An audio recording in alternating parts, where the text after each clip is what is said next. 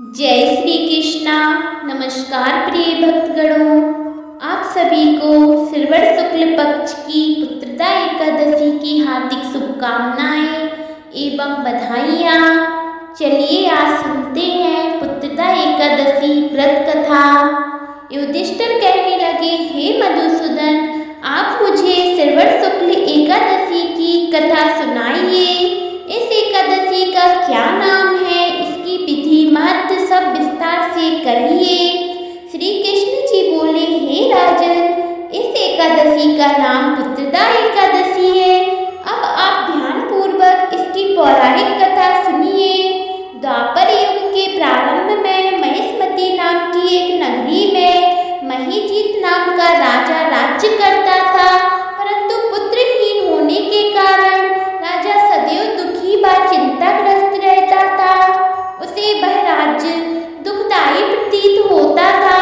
पुत्र प्राप्ति के लिए राजा ने अनेक उपाय किए, परंतु राजा को पुत्र की प्राप्ति नहीं हुई।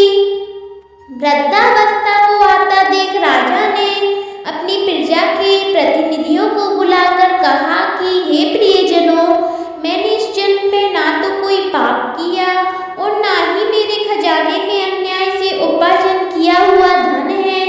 मैंने ना तो कभी देवताओं तथा ब्राह्मणों का धन छीना और ना ही किसी दूसरे की धरोहर ली है।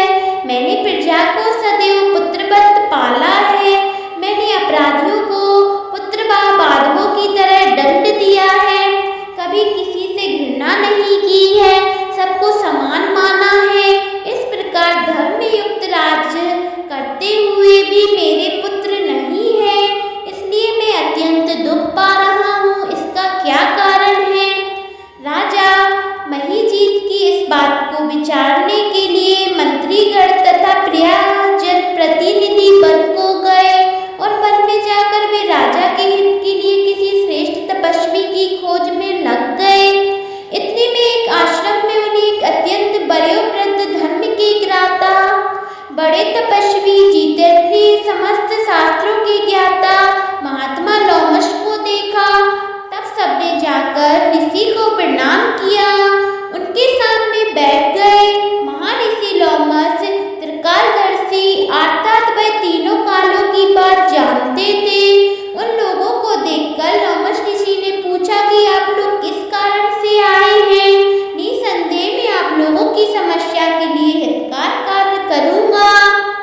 लोमश ऋषि के ऐसे वचन सुनकर सब लोग बोले, हे महर्षि, आप अंतर्यामी हैं तथा आप हमारी बात को जानने में ब्रह्मा जी के समान समर्थ हैं, अतः आप हमारे इस दुख को दूर कीजिए। इस समय हमारे राजा महीजीत पुत्रहीन होने के कारण अत्यंत दुखी हैं। हम लोग उन्हीं की प्रजा हैं, अतः उनके दुख से हम भी दुखी हैं। हमें विश्वास है कि आपके दर्शन से हमारा यह दुख अवश्य दूर हो जाएगा, क्योंकि महापुरुषों के दर्शन मात्र से अनेक कार्य सिद्ध हो जाते हैं। आप कृपा करके राजा के पुत्र होने का उपाय बतलाएं। उनकी बात सुनकर लोमश ऋषि ने थोड़ी देर के लिए अपने नेत्र बंद कर लिए और राजा के पूर्व जन्म का वृत्तांत जानकर कहने लगे, सुनो प्रियजनों, आपका राजा पूर्व जन्म में एक निर्धन वैश्य था। निर्धन होने के कारण इसने अनेक बुरे कर्म किए। वह एक गांव में दूसरे गांव व्यापार करने के लिए जाया करता था। एक समय जेठ मास के शुक्ल पक्ष की द्वादशी के दिन मध्याह्न काल के समय जब वह 2 दिन भूखा प्यासा था, एक जलाशय के पास वह जल पीने गया। इतने में वहां एक बछड़े के साथ प्यासी गौ जल पीने आ पहुंची। राजा ने उस प्यासी गौ जल को पीने को हाँक कर हटा दिया और स्वयं जल पीने लगा। इसी पाप कर्म के कारण राजा को यह दुख सहना पड़ा।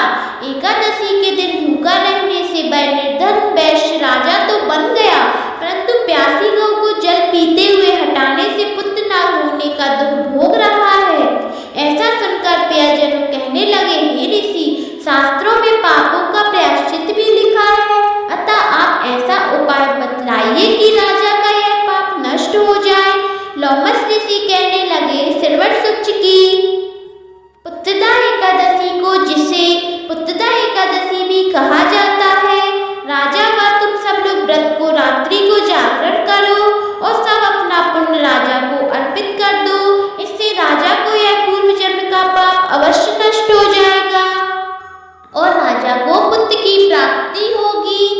लोमस ऋषि के ऐसे वचन सुनकर मंत्रियों सहित सारी प्रजा नगर को वापस लौट आई।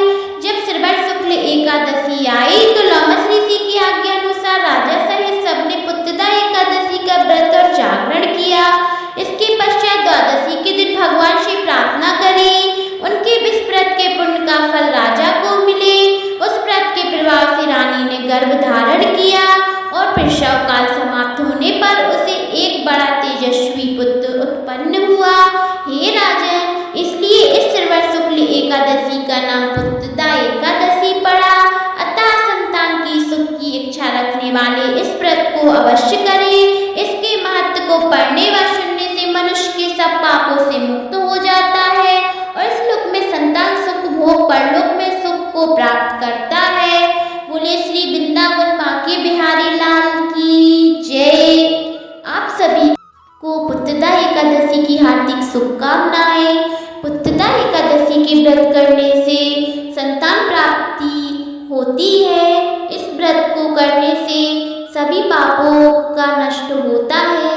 इस व्रत को अवश्य करें। अगर आप सभी ने अभी तक चैनल को सब्सक्राइब नहीं किया है तो चैनल को जरूर से सब्सक्राइब करें, लाइक कमेंट शेयर जरूर करें। जय श्री राधे, जय श्री कृष्णा। कमेंट में श्री हरि विष्णु जरूर लिखें। ओम श्री कृष्णाय वासुदेवाय नमः इस मंत्र का जाप जरूर